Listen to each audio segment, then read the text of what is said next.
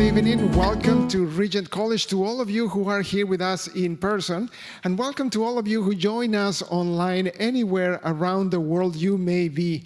We are delighted to be together this evening. My name is Pablo. I am a student here at Regent, and also this year's evening public lecture coordinator. This is a beautiful evening here in Vancouver, here in the West Coast, summer evening, where we live, work, study, and worship on the unceded traditional territories of the Musqueam, Tsleil-Waututh, and Squamish Coast Salish peoples. Another very interesting lecture tonight, a lecture that speaks of the modern times we live in, the technology of the modern times we live in. But this is only one of the many lectures, very interesting lectures that we continually host here at Regent. Not only that we host lectures during the evening time, we also have lectures at noon. We have lectures during the fall and the winter. We have lectures also on Saturday mornings. If you would like to be aware of what's happening, if you would like to be informed of all the events that we continually host and have access to other resources from Regent, we would like to invite you to sign up to email updates. When you subscribe to email updates, you will be, first of all, informed, but you will also be aware of what's happening here at Regent, the who, the where, the how, and the when. And all you have to do is to pick up one of these little blue cards that are by the donations box all the way to the back. And when you do that, you have two options. The first option is on the front of this card. There is a link to our website where you can subscribe on your own digitally. This is at regent.net/subscribe, rgnt.net/subscribe.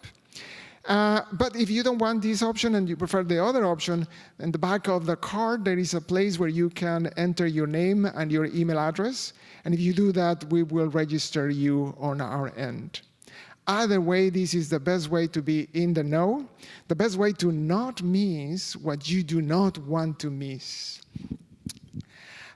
Before we start, if you have any electronic device that may produce any sound, this is the time for you to put it on silent mode. Any electronic device, please put it in silent mode as we are trying to prevent any disruption to our lecture tonight. It is a very interesting lecture, and we would not like to have a cell phone ringing in the middle of the lecture. It is very embarrassing if that happens. And the other thing is, if for those of you who are here with us in person, please be reminded that we are live streaming and recording this lecture under the conditions spelled out in the public notice posted on the doors of Regent and also this chapel room. At this point, I would like to introduce Professor Dr. Jeff Greenman. He is our president here at Regent and also professor of theology and ethics. He will be our host tonight. Professor Greenman, over to you. Thanks very much, Pablo. Let me add my welcome to all of you who are here in person and those of you joining on the live stream. Thanks for being here on this lovely night together. So my job is to tell you how the format is going to look tonight and then introduce our speaker, and we'll be off to the races. So we're going to follow the usual pattern for evening public lectures at Regent. Some familiar faces in the audience have been here for many times this summer and other times too. So our speaker will address us for around 50-ish minutes or so, let's see. Then after that, we'll have time for question and answer from you. And when the time comes, there's microphones at the top of the stairs on each side that you could come and give us your question. And if you're joining us on the live stream, there is a way for you to email in questions. Those come to Pablo, and then he can share them with us, and we can discuss them. So that's at the email address questions@regent-college.edu. So please, if you're on stream, keep that in mind, and we'd be glad to have your input tonight. So be thinking of your questions as the evening proceeds. We look forward to a really good discussion. So that's how things are going to go. And it's my pleasure to introduce to you Dr. Jeff Bilbro. And he is Associate Professor of English at Grove City College in Pennsylvania. He comes from Seattle area, so he's familiar with the landscape. And welcome back to your part of the world. This is his first time teaching. How many of you are in his class? If you're in his class, give us a wave. Yep, a few people. Yep, thanks for coming out. The class he's teaching right now is called Reading the Times, Christian Responses to the News of the Day. And that follows with one of his recent publications, and there'll be a book signing afterwards where he'll be out at the bookstore, a little table there to sign copies of that book and others too, if you're interested in that. Think of Christmas shopping. It's only months away. Could make a good gift. And among his interests, scholar of literature, but agrarian literature and the interface of theology and how theology enters into particularly American literature is an interest of his. He has quite a lot of expertise and has written a lot about Wendell Berry. Saint Wendell, we call him here at Regent. We sainted him long ago, coming up on his 90th birthday. And so Jeff has quite a lot of interests, and especially this interest in now the media technology and how we're handling all of that as well. The next book from Jeff coming shortly is called Words of Conviviality, Media Technologies and Practices of Hope. So he's got his finger on some very contemporary issues and challenges in our world today and has offered us quite a lot of great wisdom for that during the week. And we will look forward more to that in the address that he'll give us in just a second. The title being Living as Creatures in a World Built for Machines. A very intriguing title, eh? So, with no further ado, let's welcome Jeff Bilbro.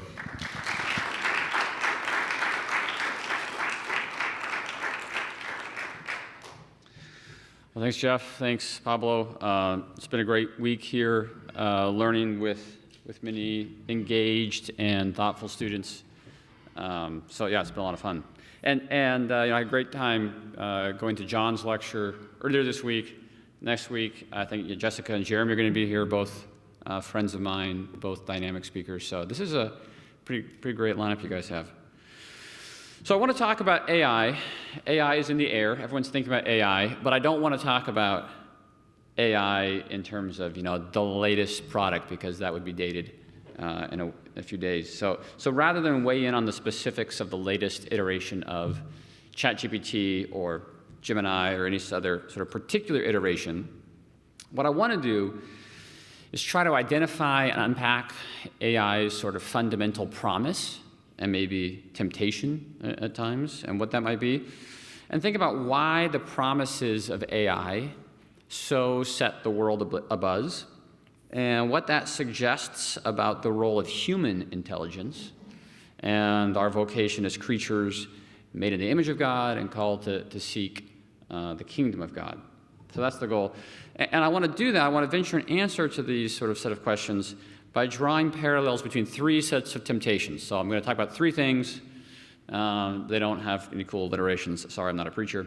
But the first one is thinking about the ways that AI enthusiasts talk about AI, how they articulate the goods of artificial intelligence.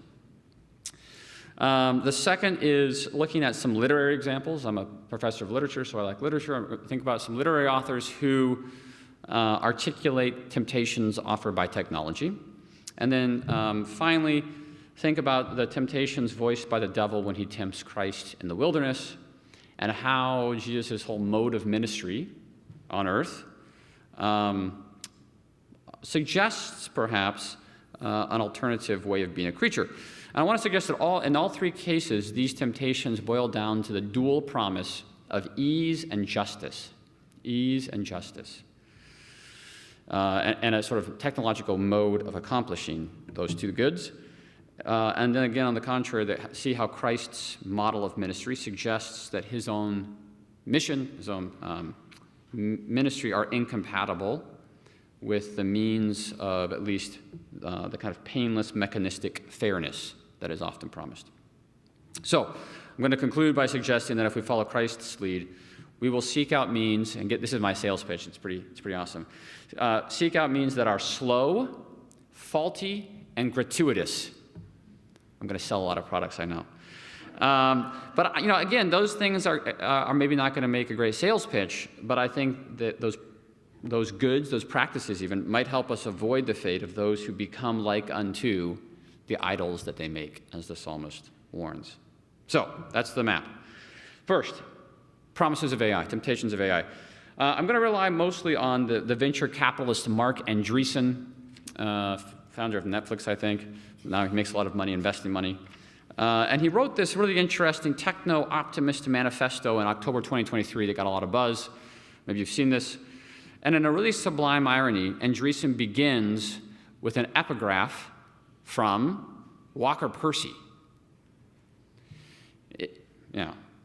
If you know Walker Percy, you know Marc Andreessen, that would be somewhat incongruous. But this is the epigraph he begins with. He says, this is Percy, "You live in a deranged age, more deranged than usual because despite great scientific and technological advances, man has not the faintest idea of who he is or what he is doing."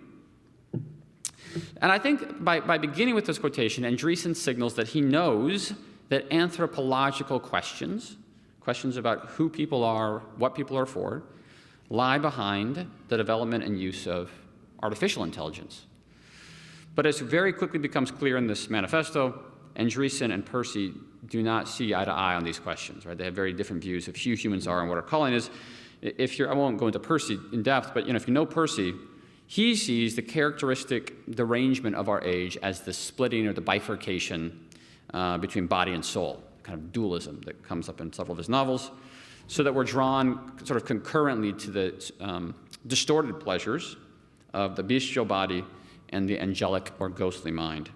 And for Percy, the path out of this malaise is the incarnation, right? It's through the way that Christ embodies intelligence and offers a way of uniting these divisions. But Andreessen, I think, is afflicted by what Percy calls the angel-bestial dichotomy that often marks Percy's kind of scientific buffoons. So for Andreessen, the key problems are material, and the solutions then are technological. This is what Andreessen writes. He says, "We believe there is no material problem, whether created by nature or by technology, that cannot be solved with more technology. Give us a real-world problem, and we can invent technology that will solve it." So these solutions, right, are not just technical, they're almost, as he puts it, messianic. He writes in the next paragraph, "I am here to bring the good news. We can advance to a far superior way of living and of being." So Andreessen goes on that when he unpacks these promises, he frames advances in AI and other digital tech as remedying injustice, right? The world is unjust, and digital tech can make it more just. And relieving us of frustrating difficulties. The material world is often intractable and painful and annoying, and AI can relieve us of those. I think the latter one, the ease, is pretty straightforward, right? We can all imagine how this works. Andreessen in particular points to nuclear energy and sees that as the possibility of creating unlimited cheap power, which, he writes, we can then place intelligence and energy in a positive feedback loop and drive both to infinity. We believe we should use the feedback loop of intelligence and energy to make everything we want and need abundant. And his credo concludes this way.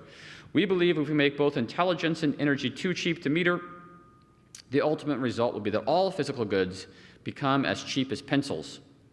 We believe in making everyone rich, everything cheap, everything abundant. Right? That sounds great. Sounds really great. So that's ease, right? Everything will be cheap and easily available.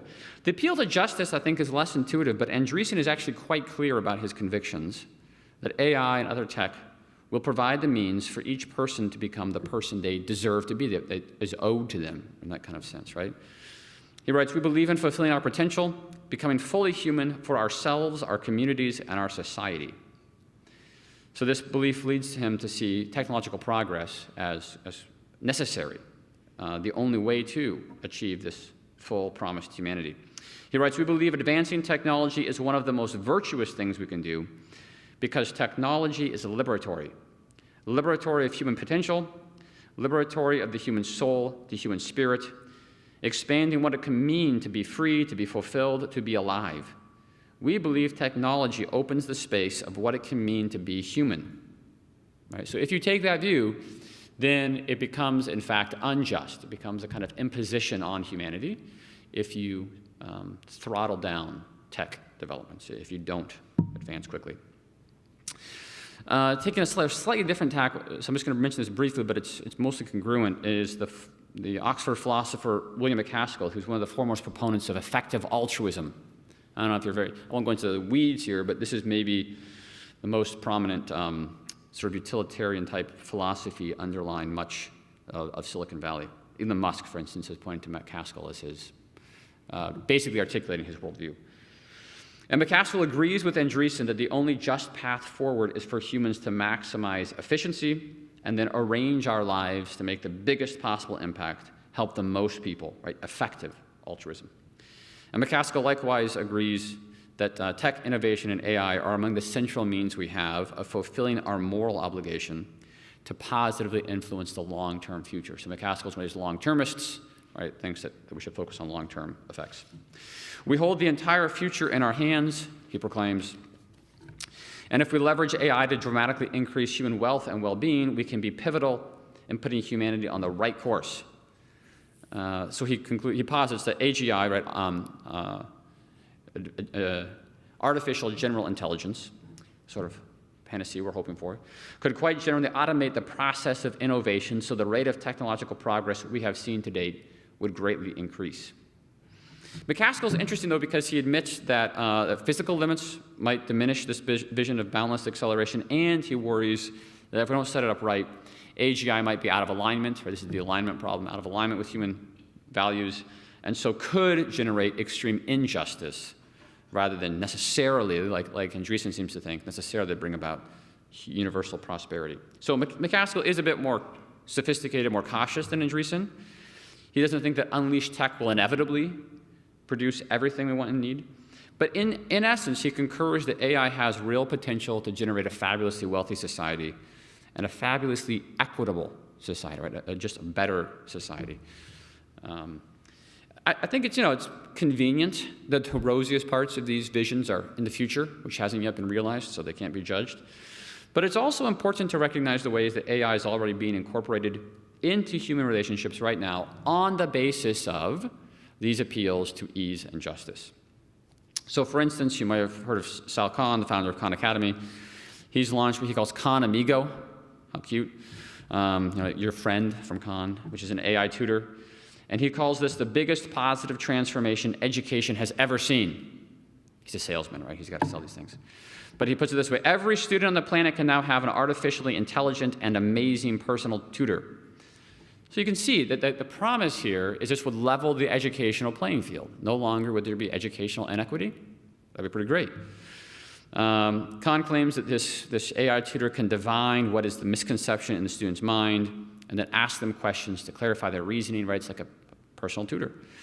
Mark Andreessen similarly dreams of a day when every child will have an AI tutor, every scientist and CEO an AI collaborator. This is a quote. And every person will have an AI assistant, coach, mentor, trainer, advisor, therapist, right? So we all have, in this vision now, our AI teacher amigo person thing. And the great benefit is that no person actually has to do the messy, difficult, slow, expensive, painful work of helping struggling students, or of listening to a depressed or confused patient, or of counseling someone. So AI remedies inequities, it remedies injustice, and it does so without requiring any effort or sacrifice on our part, right? Justice and ease. That's why I think people want it so much. That's why it's generating billions and billions of dollars of revenue right now. Yet perhaps, you could probably tell I'm not super convinced by these arguments, right? Perhaps these tech boosters are begging fundamental questions about who we are as human creatures and what role we're called to play in God's creation and restoration. And again, as Andreessen recognizes, these are anthropological matters, questions about the nature and purpose of humans. So my title tonight, and much of my inspiration, is taken from Wendell Berry. And in a 2001 book, Life is a Miracle, he writes this. He says, "It is easy for me to imagine the next great division of the world will be between people who wish to live as creatures and people who wish to live as machines." I'm going to kind of unpack this in a minute, but I think it's important to emphasize that the division here is not between like which tech you use or don't use. It's about your motives, about your longings, about which vision of the good you aspire toward, right? What do you wish? So even if you don't use a particular AI tool, I think you can still agree with the wish that AI is promising to fulfill. So the vision of justice behind all these peons to AI assumes that humans are machines to be optimized and regulated by other better machines. And what's interesting, I think, is that imaginative literary authors, in a lot of contexts, have long been warning about the perennial temptations that machines and the machine world poses. And what I find fascinating is that oftentimes they frame these temptations, these dangers, in precisely the rhetoric that AI boosters use, like Andreessen and McCaskill and Kahn. They say the dangers to watch out for are the appeal to relax, to rest, to stop working so hard, right, the appeal to ease, and this appeal to let the machine do things better, more efficiently, more justly than you could ever do as a fallible, sinful human. And again, it's across technology. So I'm going to give you a couple examples here, one about trains, magic rings, and then, of course, maybe the more typical ones you might expect, brains in a vat or AI. But regardless of the machine tech in particular, the temptations and their kind of demonic overtones remain consistent. So just a quick rundown of these four. The first is Nathaniel Hawthorne's great short story. It's really funny, Celestial Railroad, which is a kind of industrial spin-off of Bunyan's Pilgrim's Progress. But in Hawthorne's version, you just hop on a train and go to the Celestial City. It's great. The narrator sort of shows up and discovers that some citizens in the City of Destruction have built this railroad and are making a lot of money at it. And that Mr. Smooth It Away is one of the chief investors. He promises or offers to accompany the narrator to the spacious train station, which stands next to that old, narrow, inconvenient wicket gate. Mr. Smooth It Away says, "The gate was a great obstruction to the traveler of liberal mind and expansive stomach. So instead, take my train." Instead of the roll of parchment that Pilgrim received, now travelers get this convenient, useful, efficient square of pasteboard. And then instead of carrying their enormous burdens, right, Pilgrim's got to carry his burdens to the cross. It's really nice in the train, you just put your luggage in the back, and the train carries your burden for you. So the journey to paradise is now easy, it's accessible. Anybody can hop on the train. It's great.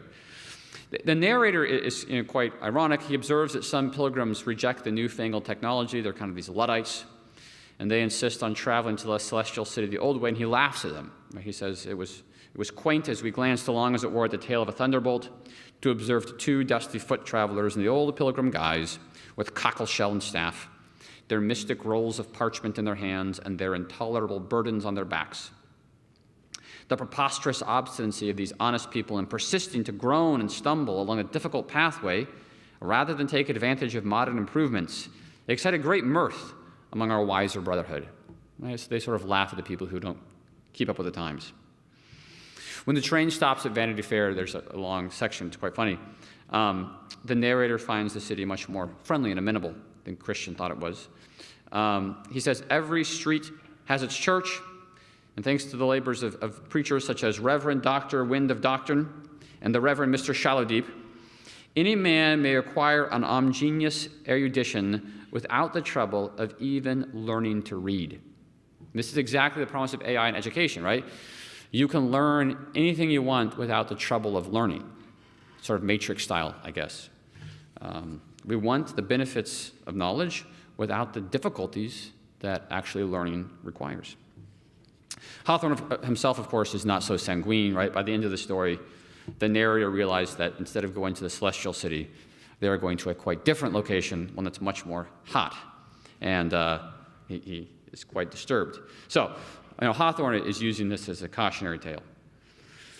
I'll just mention this briefly because I think it's apt, but this is maybe so familiar it doesn't need a lot of explanation. But of course, in Tolkien's Lord of the Rings series, he frames the temptations that the Ring of Power offers in very similar terms to these.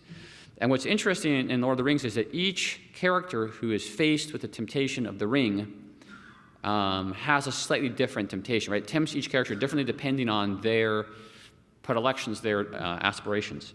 But in each case, in spite of all these differences, the temptation hinges on both the good that could be accomplished by wielding the ring, right? You could bring about a more just society, and the relief that it would bring to that character's hardships. So the results will be good, and you won't have to work so hard. So just to give one example, Boromir this is the temptation that Frodo faces.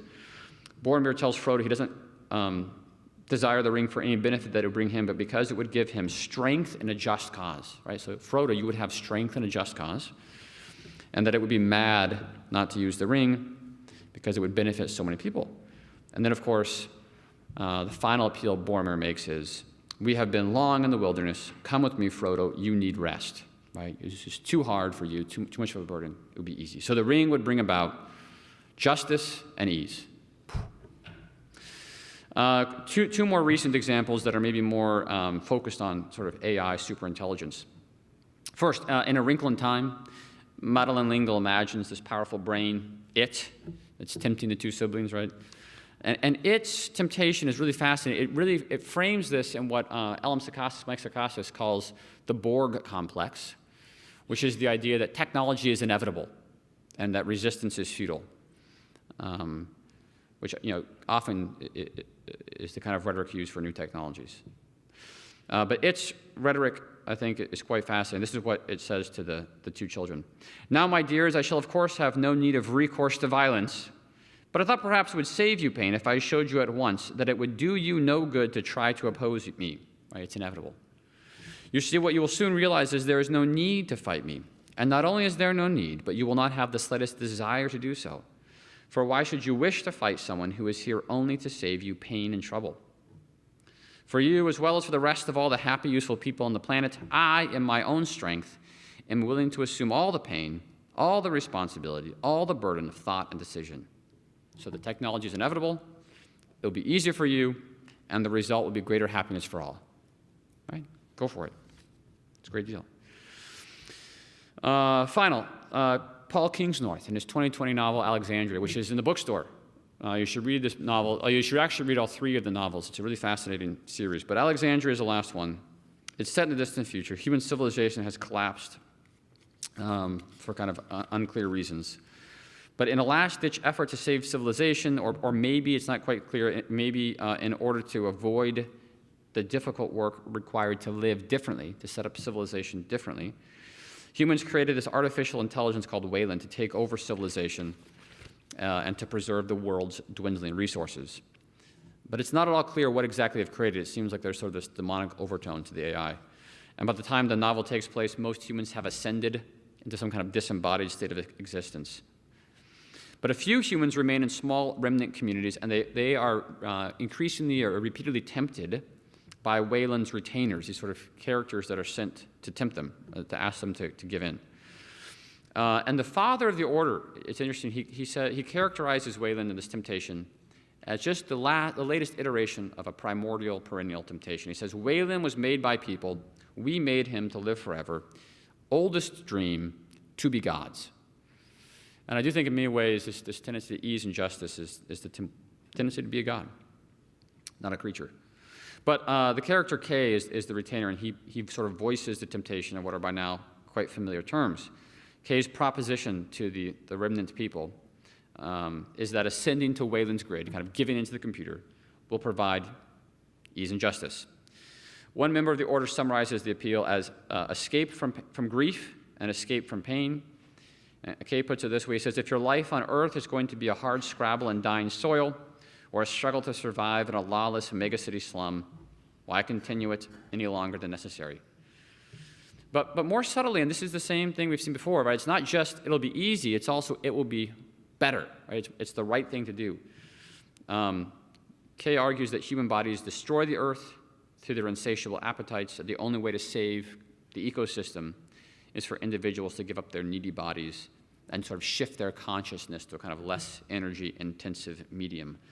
He says violence is bred into your flesh, and so the only way to eliminate violence and injustice is to get rid of your flesh.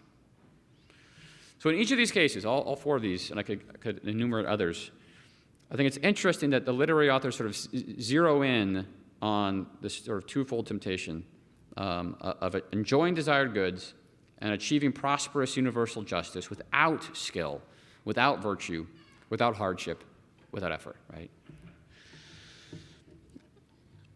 But as these examples suggest, the temptations aren't new. And in fact, I want to kind of go back even further than 19th century industrialism, go back to the New Testament, because I think they eerily recall the devil's temptation of Christ in the wilderness. Of course, the devil doesn't give a magic ring or a computer, right? Doesn't offer these to the newly baptized Messiah. But the basic offer in the three temptations is the same, that Jesus can obtain a better outcome without the effort and the pain, right? More just outcome without the difficulty. He can have victory without the cross. And it's interesting, it's often noted that the devil begins by questioning Jesus' identity. If you are the Son of God, right? Who's your identity? And there's a kind of doubt that's cast. So in much the same way that artificial intelligence, I think, raises questions about the value or the nature of human intelligence. So the devil insinuates that the reality of Christ's divinity hinges on the efficacy of his acts. I'll just bracket this, but I think one of the chief dangers of AI is that it changes how we imagine humans and that we value humans based on their intelligence. So what do? We're not equally intelligent. And of course, there are some people who think differently, right?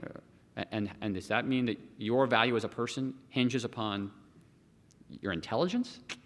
That's, I think, quite dangerous. But the same thing is going on here in the temptation, that the reality of Christ's divinity is hinging on the efficacy of his miracles. If he can turn stones into bread, if he can jump off the top of the temple without being hurt, well, then maybe he is the Son of God. And of course, the irony is that the reality is that Christ will go on to perform miracles that are quite as impressive as this, right? He actually can do these things, but he's refusing to stake his identity, the divinity of the divine nature, on his ability to do some magic trick. His divinity is not revealed in his power. It's quite in something else, as we'll see later. But as Jesus himself reminds the devil in his response, the highest human good is not merely the physical life that is preserved from a fall or sustained by bread. It is instead a life that is sustained by every word that comes from the mouth of God. It's a kind of presence, a kind of being in the world. So I'll come back to that. The final temptation, the one to rule over all the kingdoms of the world merely by worshiping Satan, I think reinforces the deadly division that the devil is offering, the devil is trying to drive between means and ends, right? He's saying you can have the proper and just end without the difficult and painful means. Yet, as we'll see, the difficult and painful means are really inextricable from Christ's victory. You can't have the reign without the cross. And you can't have the kingdom without the kind of slow, messy work of Christ's very personal ministry. And what's interesting, if you think about Christ's ministry, is that the same refusal that he makes here in the wilderness, this refusal to get the easy outcome by magic, continues to crop up, continues to occur throughout his ministry. I think, the Gospels are so familiar to us. We've read them so many times, so that it's easy to overlook the bizarre strangeness of Christ's methods. This is, if we imagine, obviously the people of the time did not imagine that God would incarnate in this way, right? But just to think about some of these. So when he heals the centurion's servant, right, or when he feeds the 5,000, Jesus is showing, I can do mass magic at scale, mass magic at distance. Like, he can do all the cool tricks, right? That's possible. So why doesn't he then heal all disease globally, feed all hungry, eliminate all suffering? He could have fixed educational inequality better than Conmigo, right? He could have fixed systemic racism, any other effect of the poverty you want to enumerate. Christ could have done it, but he doesn't. He could have more than fulfilled all of the promises that Mark Andreessen makes on behalf of digital technologies. But he didn't, and his ministry is instead marked, for the most part, by a strange inefficiency and partiality that is quite maddening to those of us trained under the rhetoric of AI, under the rhetoric of the machine age that values outcomes. And again, it was maddening to those who witnessed it, who weren't bred on computers and industrial machines. When Jesus feeds the 5,000, quite famously, the people want to make him king by force, right? This is the guy we want. He's going to feed us, bread and circuses for sure, and probably take out the Romans. This is perfect. But as we quickly realize, the feeding of the 5,000 is the exception that proves the rule. Right? It's the only miracle, actually, that occurs in all four Gospels. And it's really, I think, the only mass miracle, depending on how you think about these things. But in Luke, it's followed immediately by Christ telling his disciples that he must suffer many things and be killed, and that if anyone will come after me, let him deny himself and take up his cross daily and follow me. So right after doing this amazing miracle, he's emphasizing that the means of God's redemptive presence in a broken creation are not paradigmatically, are not typically the magical, easy poof of imposed justice, but the painful, messy work of personal attention and care. So why must the kingdom of God come through sacrifice and through suffering? I think in part it's because the kingdom of God is not a matter of equal outcomes and hedonistic plenty. Instead, as Christ repeats, the kingdom of God consists in God's presence with us and in developing our capacity to enjoy and participate in God's presence. I think about what he tells the Pharisees. The kingdom of God is not coming in ways that can be observed, for behold, the kingdom of God is in the midst of you. Or think of what he says in John 17 in the prayer. This is eternal life, that they may know you, the only true God, and Jesus Christ whom you have sent. And then he goes on to pray, I pray that all who believe in me may be one, just as you, Father, are in me, and I in you, that they also may be in us. So it's this idea of participation in the life of God. And again, this is not a new thing in the New Testament. Of course, if you as Christians do, we now read this in the Old Testament, see this was the plan, but of course it was quite unexpected to most of the people Christ was ministering to. But I think it's interesting that it's precisely this participation in divine presence that is Job's greatest desire in the Old Testament, right, if you recall. More than the recovery of his lost wealth, or the restoration of his health, or even the return of his dead children, Job longs to encounter God. And that's why he has that bitter cry of frustration in the middle of the book, that God is not a man as I am, that I might answer him, and that we should come to trial together. Right? Job longs to encounter God, and he gets one version of that in the whirlwind speech. But in many ways, Christ's incarnation is the ultimate answer to Job's frustrated plea that God would be present. So the means of the incarnation are its ends. They're inseparable. And the divine presence cannot be automated any more than human presence can. So Jesus has to heal person by person, touch by touch, presence by presence. But again, this is incredibly frustrating, right? I think we need to dwell on how bizarre this is. One more literary example that maybe sort of drive this home. I've been rereading Brothers Karamazov this summer, and it struck me that this is precisely what's going on in Ivan Karamazov's famous Grand Inquisitor parable, right? Where this Inquisition is actually structured around the three questions the devil asks Christ in the wilderness. It's based on this temptation. And for Ivan, the Inquisitor condemns Christ and his gospel, his message, precisely on these terms. Ivan says, the Inquisitor says to Christ, your gospel is too hard for ordinary people. It's too difficult. Most people can't do it. And the results are terribly unjust. Your world stinks. Right? That's why Ivan says, or the Inquisitor says, I return my ticket. I don't want this world. So it's true that most people can't be good Christians according to the standard Christ proclaims. Right? It's very difficult to be perfect as my Father in heaven is perfect, I think. So the Inquisitor can, in fact, bring about more widespread happiness on his own terms. And again, it's fascinating that even in Ivan's parable, he recognizes that there's no sort of rational, quantifiable answer. So what does Christ do in the story? Christ gets out of his seat and kisses the Inquisitor, right? And the kiss is the result, is the response. It's fascinating. Right after this, Ivan thinks he's condemned Christ, and Alexia, the other brother, says, you have exonerated Christ, right? So Alexia gets it differently. But it's significant, I think, that Jesus never tells us to love the world. God loves the world, but Jesus tells us to love our neighbor. And the parable he tells to identify who our neighbor is reminds us of just how tempting it can be to avoid that personal work of loving care and to offload that to others.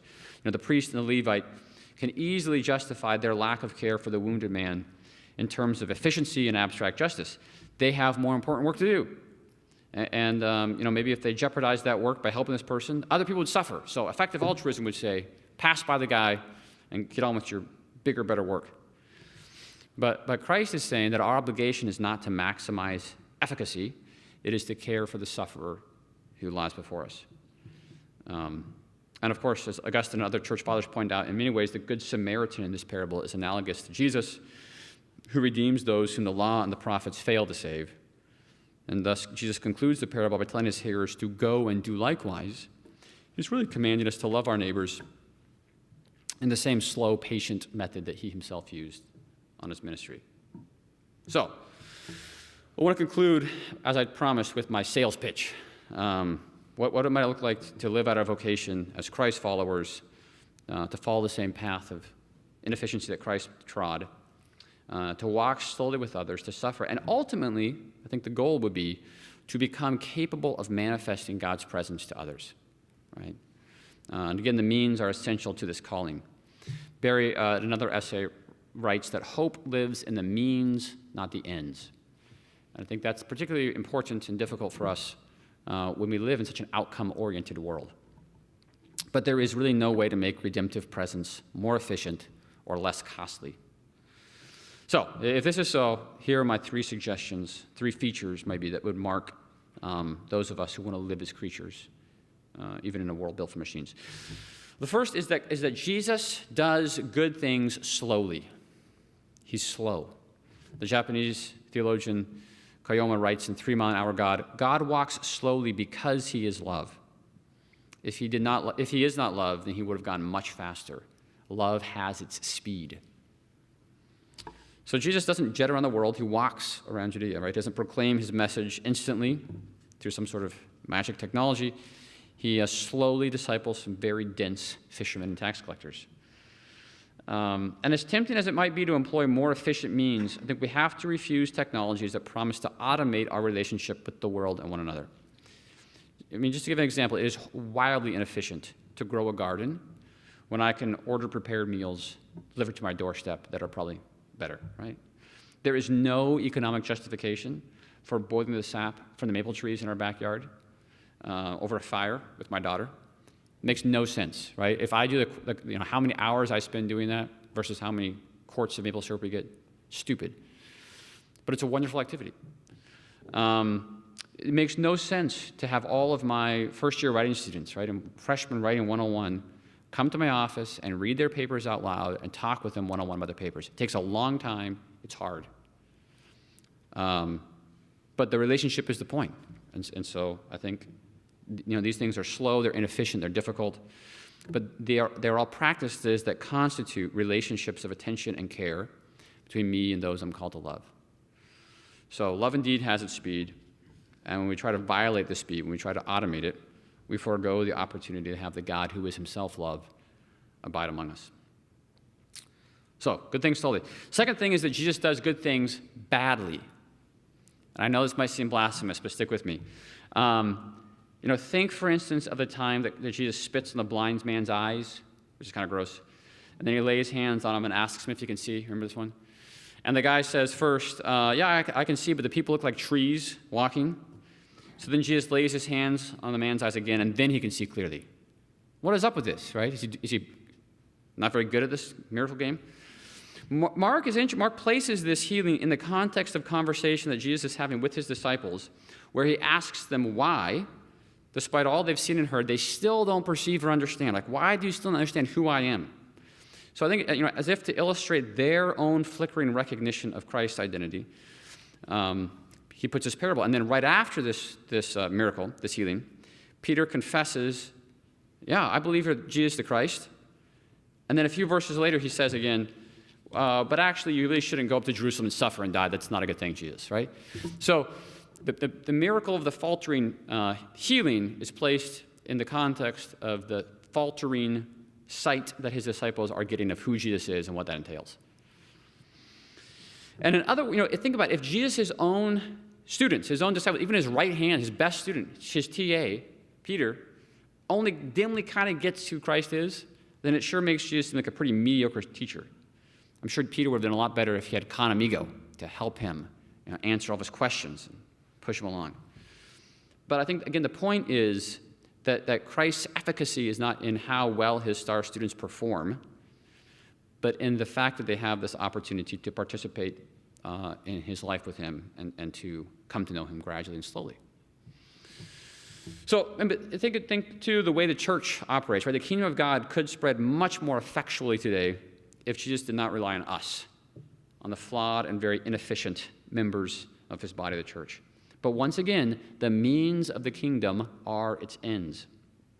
The point is, in fact, to invite us to participate in his life and spirit. And so the work of the church is going to have to remain faltering. It will be done badly. And those of you who go to church, you know, churches are messed up. It's going to be badly, sorry. G.K. Chesterton, as is his wont, makes this point quite well. He says, if a thing is worth doing, it is worth doing badly.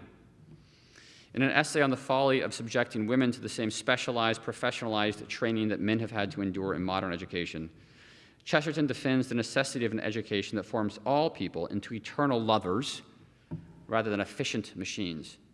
This is how he puts it. To smatter the tongues of men and angels, to dabble in the dreadful sciences, to juggle with pillars and pyramids, and toss up the planets like balls. This is the inner audacity and indifference which the human soul, like a conjurer catching oranges, must keep up forever. This is that insanely frivolous thing we call sanity. If a thing is worth doing, it's worth doing badly. So I think some activities should not be reserved for specialists or computers, even if, especially if we amateurs, those of us who do things out of love, amateur, right, will undoubtedly do them worse than the experts might.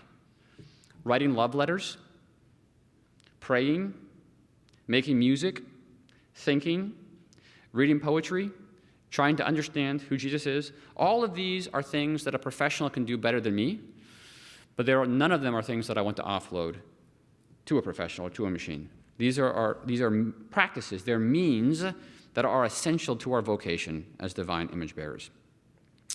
And that's why if we ask ChatGPT to do these tasks for us, even if it does them so much better than we could, we will fail.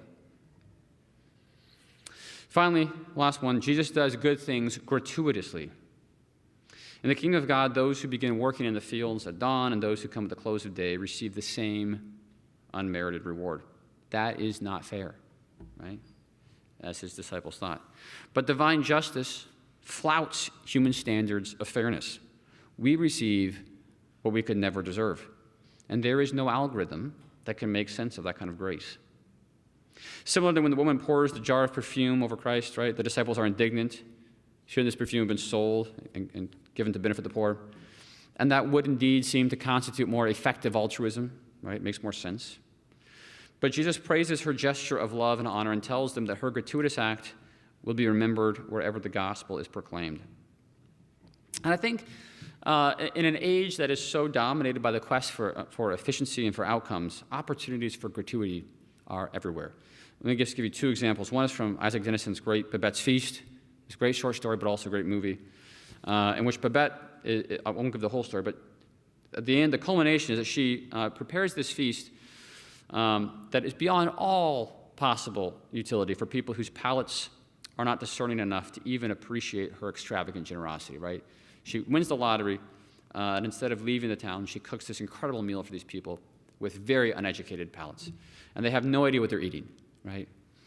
And her act is testifying that these inhabitants of this poor rural village are not simply machines who need fuel, right? In the dining hall at Grove City, I am ashamed to say, there's a sign that says, food is fuel. Food is not fuel. Food is God's love made tangible, as Norm Worsbeth says. But anyway, she's testifying to this, right? They're persons worthy of care and beauty and delight. Any parent who has cooked a delicious, good meal for an unsophisticated child, knows that this can be frustrating, but I think that's what we do as persons who love. We do the gratuitous thing. One more example on this. The writer Kurt Vonnegut, I think it's a great example here. When he's getting pretty old, he receives a letter in the mail from these high school students who are inviting him to visit their school. He declines. He says, I'm too old. But instead, he offers them this advice. He says, practice any art, music, singing, dancing, acting, drawing, painting, sculpting, poetry, fiction, essays, reportage, no matter how well or badly, not to get money and fame, but to experience becoming, to make your soul grow. And then he goes on, as a good teacher does, to give them an assignment to achieve this outcome. The students have to each write a poem of 6 lines.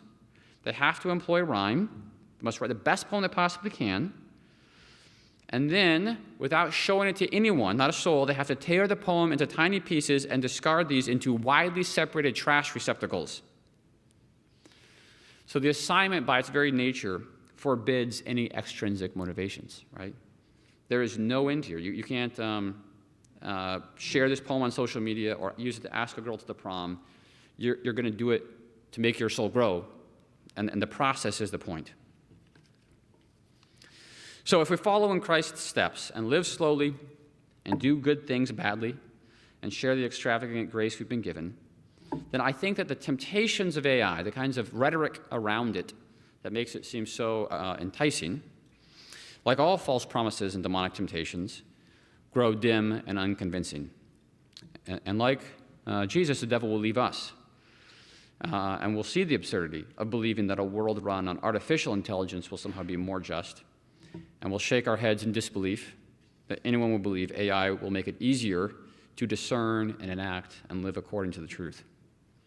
And then, right, relieved of that threat, that temptation, we can set about the arduous but rewarding work of living as creatures in a world increasingly built for machines. So undoubtedly, it's already happening, some skilled people will use AI for incredible purposes, right? They're going to use AI to read ancient charred papyrus scrolls. This is incredible. Or to predict protein folds. It's great. But also, inevitably, as is already happening, many people will be inundated with deep fakes, poorly written content, and formulaic music. So some children will get the care and attention of real people, and others will have computer amigos. Some will make lots of money selling ads and images and videos, and more of us will have to work really hard to discern truth amid the noise and distraction of hallucinations and deep fakes.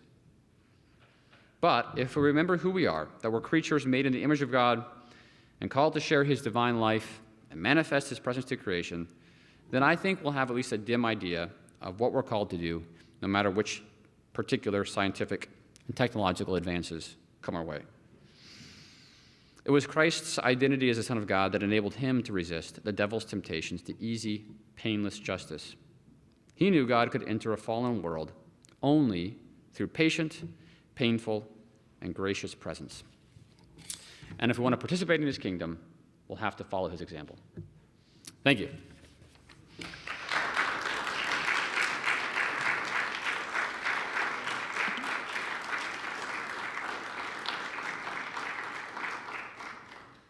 Thanks, Jeff. That was terrific. Thank you. So I'm just going to invite you to take 60 seconds just to stand up and shake a leg and wave your limbs around, greet your neighbor, formulate your questions.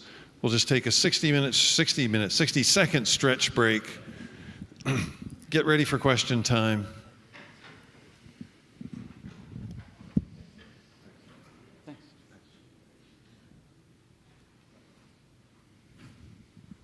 Shake those limbs. You're an embodied human creature. Yeah, you are not a machine. Your body is a good thing.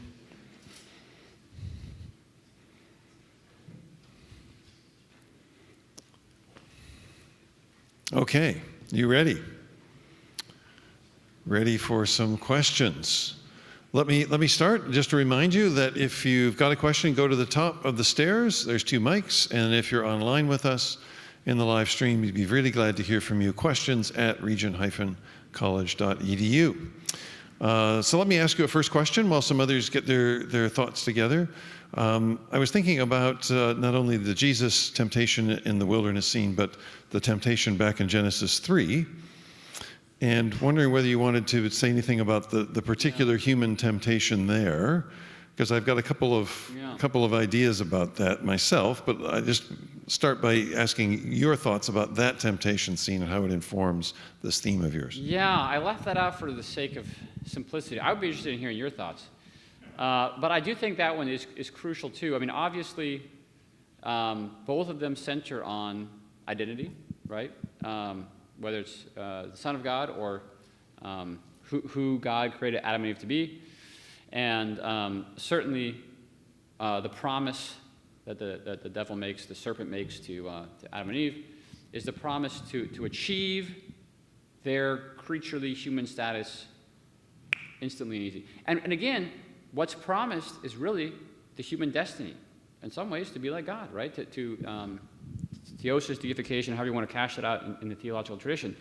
The promise is not bad. It's the means that are detrimental to the proffered vision of becoming like God.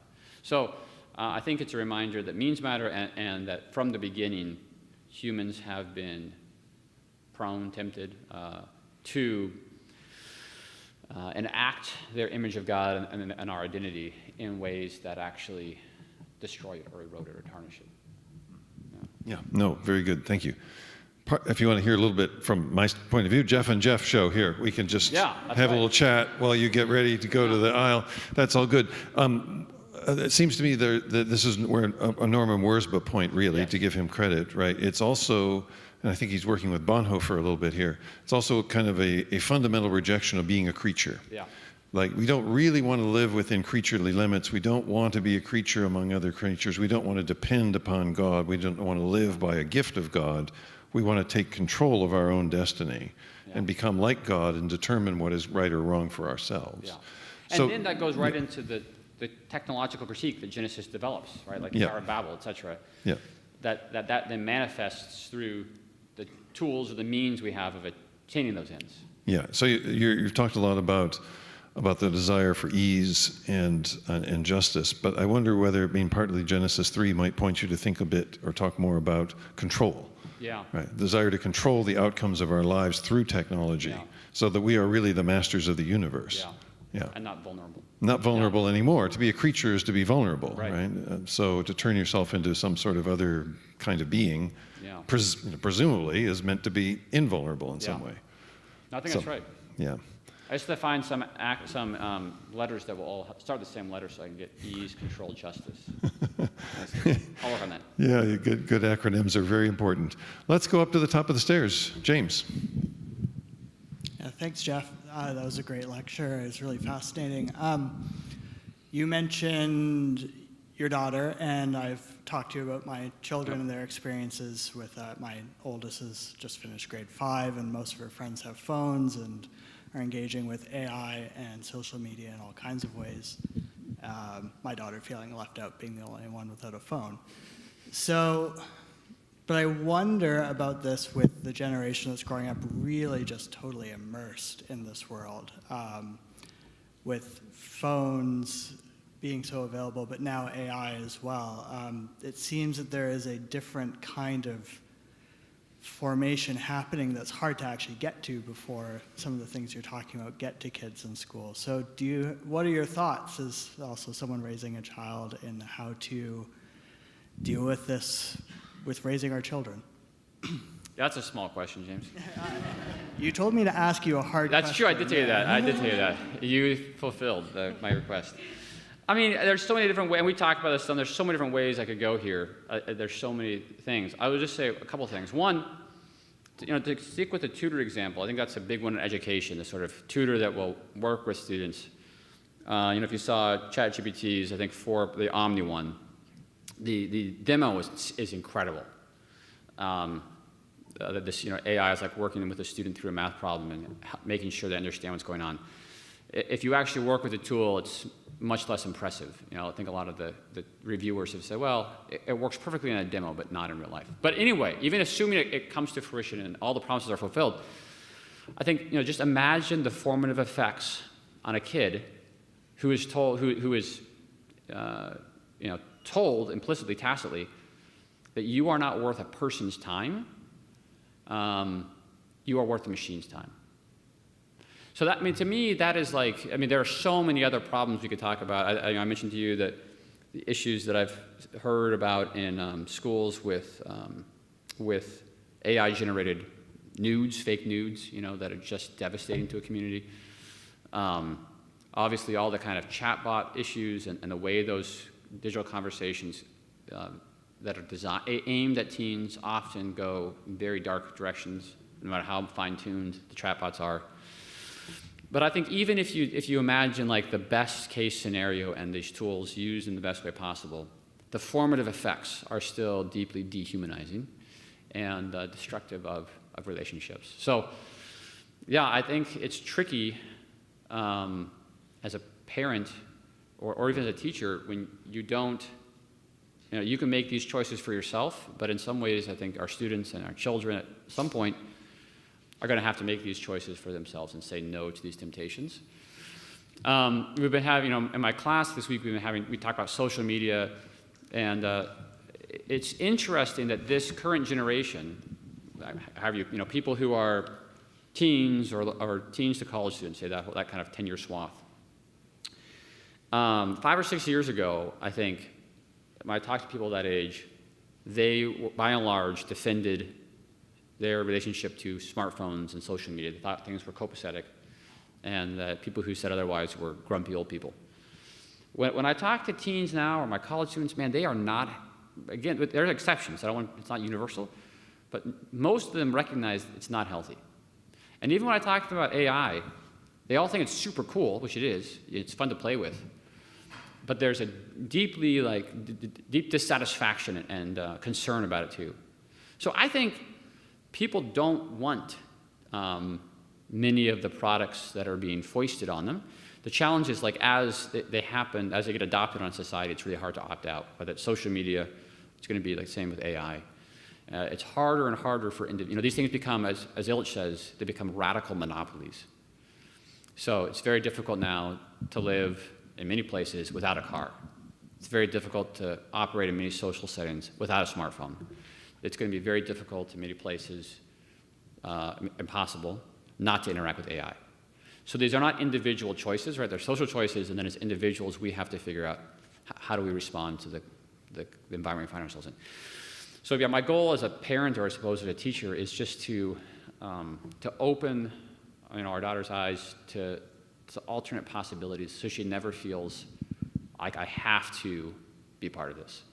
I can say I prefer not to, like Bartleby, and I can do things slowly and weirdly, and it's great.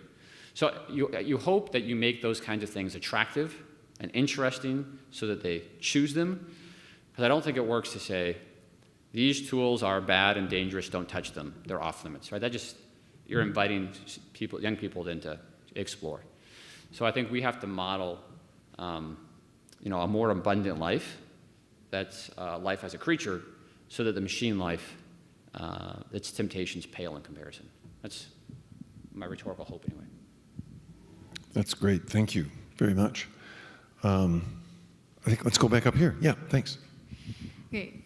Thank you for the great lecture. My heart feels very full right now, and my head has many questions. But along the similar lines, since it is clear that we are going to have a world with AI, and we can't completely cut it out unless we go move into the woods, and probably not even then. Yeah. But in understanding our creaturely resistance, then, is this less of a kind of an avoidance of AI, a separation from it, and more of a proactive practice of keeping the things that make us human?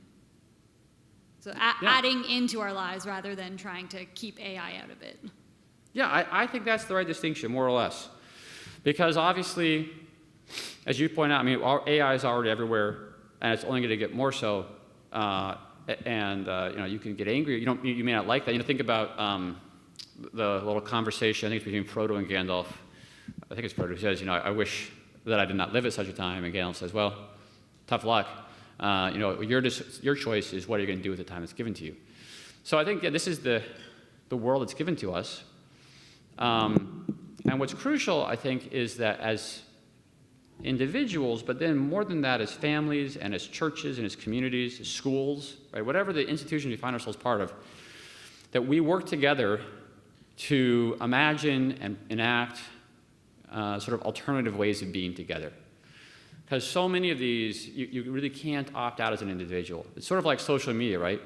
If all of your friends organize their get-togethers via Messenger, and you opt out of Messenger, then you opt out of the friendship.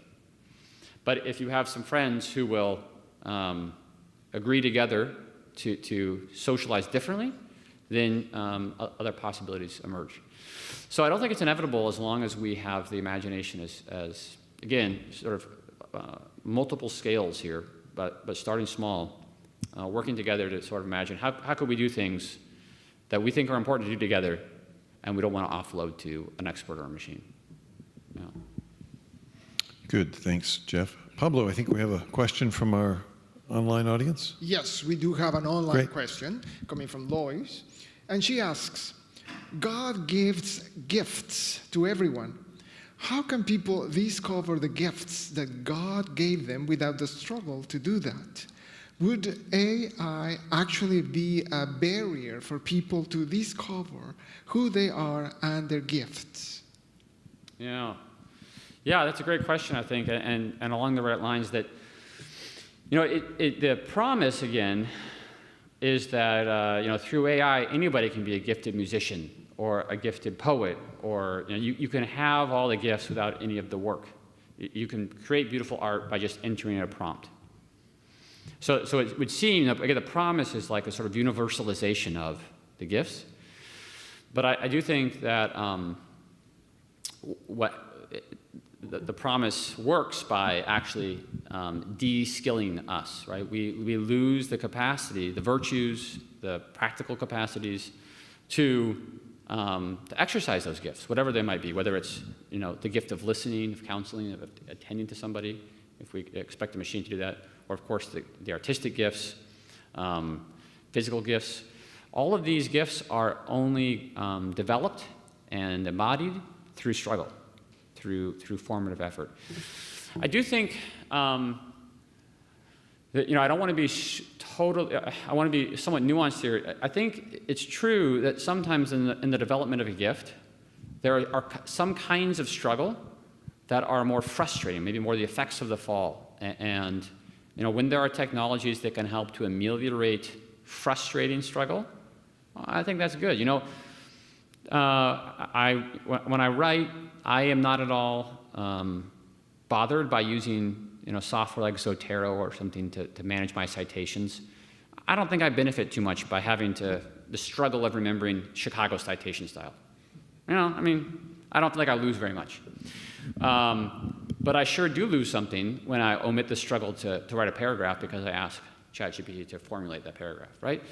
So, as an athlete, you would lose something if you go to the gym and you watch somebody else work out for you and you don't struggle.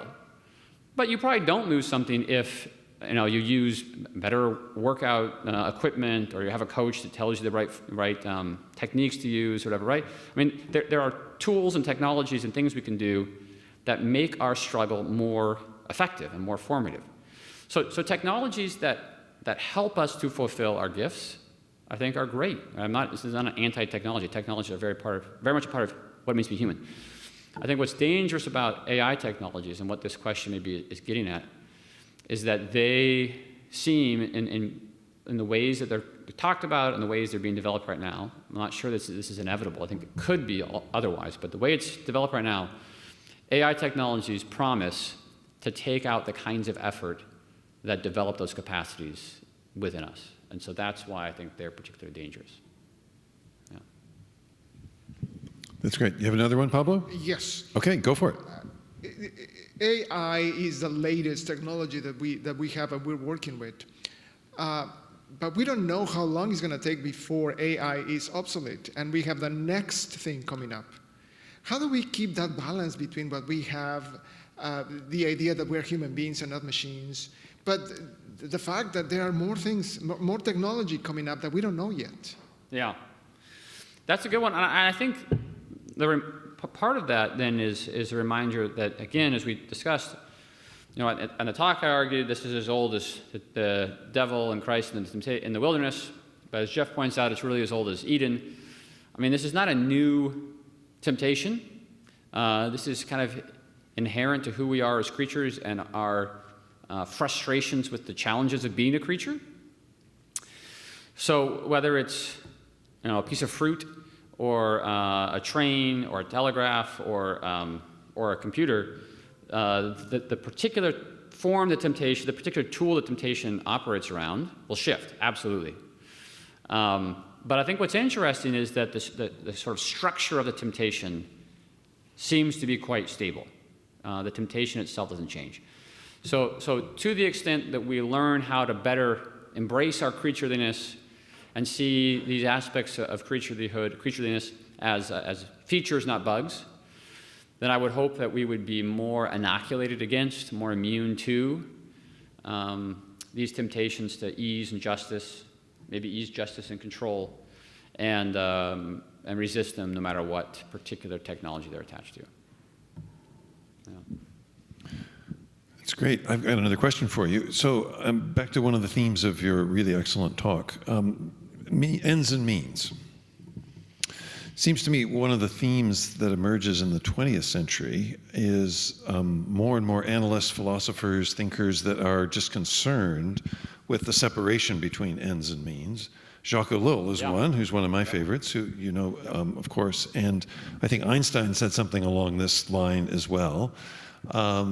I just wonder if you could think more with us about the relationship between the two, and how is it that we have become so disconnected between the two, and so, I guess, indiscriminate about the means, and so prone to taking on certain ends. Like, what do you think is going on in the ends-means evolution that has happened? I mean, that's huge, right? In many ways, I think you could say the last, I don't know, several centuries, 200 years at least, have been marked by that problem, by that confusion, whether it's a technological society. I mean, if a But I think it's several things. One, I think we tend to sort of take the ends for granted, and we affirm certain ends, and then are agnostic about the means we choose to use, right? We think that's a separable problem, and so I can take whatever end I want and then achieve it by a variety of ways. And then we can focus our attention on optimizing the means, to get the best means, what's the most efficient, test them. And we sort of set aside the end and are now focusing our energies and our efforts and our intellect, creativity on what means seem work easiest, best. In part, it's an easier problem to tackle. It's easier to think about the means. We're really good as humans and tool users in a technological society at improving the means, so that's an easier problem. But I think many important, helpful thinkers have drawn attention to the danger of separating the two, and have said we really got to get the ends right and be clear in our minds about those, and then find means that are harmonious, congruent with those. You know, Thoreau famously. Somebody I think a lot about. He structures the entire book, Walden Pond, around the first questions of the Catechism. What's the chief end of man? What's the end? And he says, all my neighbors think they're Christians, but they haven't really thought about what it means to actually glorify God and enjoy Him forever. They just say this is true, and then they live like a good capitalist and any other American. Well, why? Like, if that's my end, maybe the means of my life have to be adapted to that. So he tries to radically change the means of his life. I cited Barry in Discipline and Hope, where he says hope lives in the means, not the ends. We tend to think that hope is about some technological breakthrough or some policy change, like some big thing will happen that will make things better. But Barry says that's optimism. And it's built upon a projection, and in many ways it's the flip side of pessimism, which is also built upon projections. And Christians are called to put aside those sorts of projections and instead practice good means, do good work now, regardless of the outcome. And that's how we sustain hope. So I think a lot of Christian thinkers, Ellul would be in this category, would urge us to spend a lot more time thinking really carefully about the ends of our lives, what we want to live for, and then make sure that our means are participating in those ends. Because if the means are not intrinsic in the ends, then they have other ends that are intrinsic in them and that lead us other ways. Thank you. That's just a very helpful comment. I appreciate that a lot. Another question from the top of the stairs up here. Yes, hi Jeff. Thank you so much for a wonderful lecture. Could you speak a little bit about how language and communication factors into this, because that's one of our most basic means that we have to function in the world. And I was thinking about something like that hideous strength, where the thing that happens when the transhumanists kind of come on the scene is you end up having the dissolution of language. Right. And it seems to me that that's something in evidence around us as well. With the rise of technology, you have less and less ability to communicate, to reason, to dialogue, those kind of things. So as someone who teaches literature, could you just say a word about how our ability to process the humanities is affected by all of this?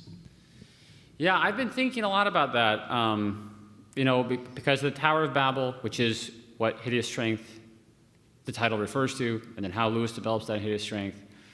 So I've been, and of course AI is built around, well, at least the LLMs are often used to shuffle language, right? Play with language.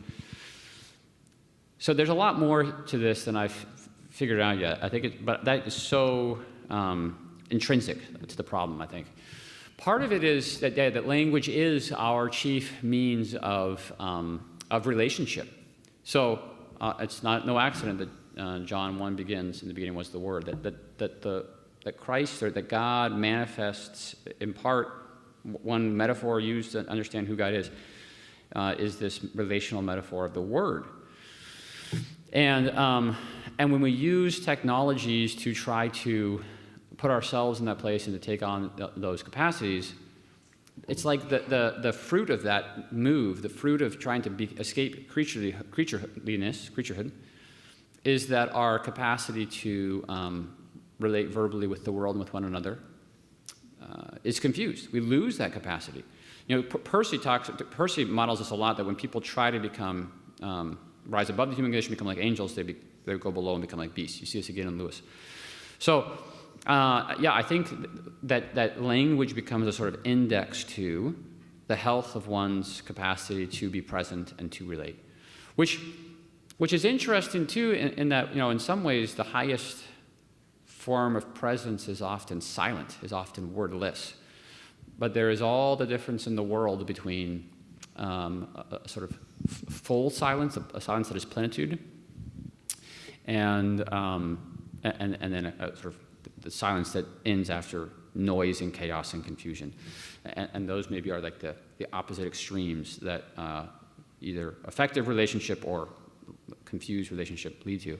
So yeah, I haven't plumbed this yet, but you're absolutely right that what Lewis is doing in hideous strength is quite relevant to what's happening right now with AI. And I think, to speak technically about it, what's also quite interesting is LLMs are trained on, the verbal ones are trained on verbal data created by humans. And a lot of people are worried about what's happening now, that there's no more data to use, right? They pretty much use all the language data we have. And at this point, is it going to become recursive, where the chatbots are trained on chatbot-produced language? And then is it just going to sort of devolve? So I think even on a technical level, you see that that kind of chaos and confusion and devolution happening in language terms. Yeah. Thanks. I'll make this our last question. In a slightly different vein, you've mentioned St. Wendell a few times here tonight, Wendell Berry. For those who are unfamiliar and might be intrigued a little bit by what you're saying about Wendell Berry, could you give a couple of ways into, where would people begin if they were interested in Wendell Berry? Yeah. Yeah, I'm teaching one of his stories tomorrow, so that's going to be fun. Not about this topic, but the line about wishing to live as creatures and as machines comes from a really great book, Life is a Miracle, which is an essay about modern science that draws on Shakespeare's King Lear, and it's 20 years old, but still quite good. His other maybe great essay on technology is Sex, Economy, Freedom, and Community. Really that dives into this. And then, maybe speaking of language, he's got this really beautiful little essay, In Defense of Literacy. It's only about 5 pages long, and sort of nails, I think, the value of learning to speak well, the value of studying good words and being formed by good words, so that we have a language that is lively enough to tell the truth about the world as we know it, is how he puts it. So I think Barry's... What about the novels? I love, I was going to say, I think the fiction's the best, and my favorite is always, to start off with, is always Hannah Coulter. J. Crow's the best one, but it can be a bit of a lift. But Hannah Coulter is accessible. Every time I teach it, my students love it. So, thank you. Good tips. Yeah. Jeff, this has been a wonderful evening. Let's thank Jeff Bilbro for a splendid evening.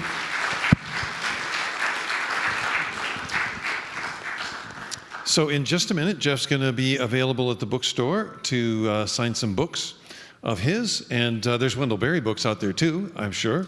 So I just want to say thank you for coming. As you go, there's a couple of things there on the table. There's those little cards that Pablo mentioned in terms of keeping in touch with us. I'd also invite you to consider making a donation as you go. There's a donation box. So if you've enjoyed this evening and found it helpful, you might want to slip a little something into the box. I always like to suggest a comparable experience to going to a movie. Was this as good as going to a movie? Yes, it was. So a movie ticket, how about that? If you'd be so inclined, we'd be very grateful for that. I want to also say out at the table there, we've also put the preview sheet, which looks like this. I need another hand to hold it up. One of these, a preview sheet for summer school next summer. So if you're here visiting us in summer school this year, consider coming back. And there's a list of the courses and the dates that are all there.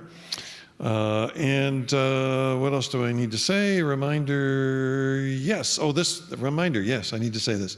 That the recording of this will be available on our YouTube channel, the Regent College YouTube channel, just in the next couple of days, and will be up until the end of August. So if you have people you'd like to refer to this talk, which has been so helpful to help all of us think more deeply about these things, then that's where it'll be, and you can pass word along. All right, 2 more evening public lectures coming up next week in our last week of summer school. I'd invite you to consider coming next Monday or next Wednesday nights. And I just want to thank you again for being here. Have a lovely evening and see you next time. Good night for now.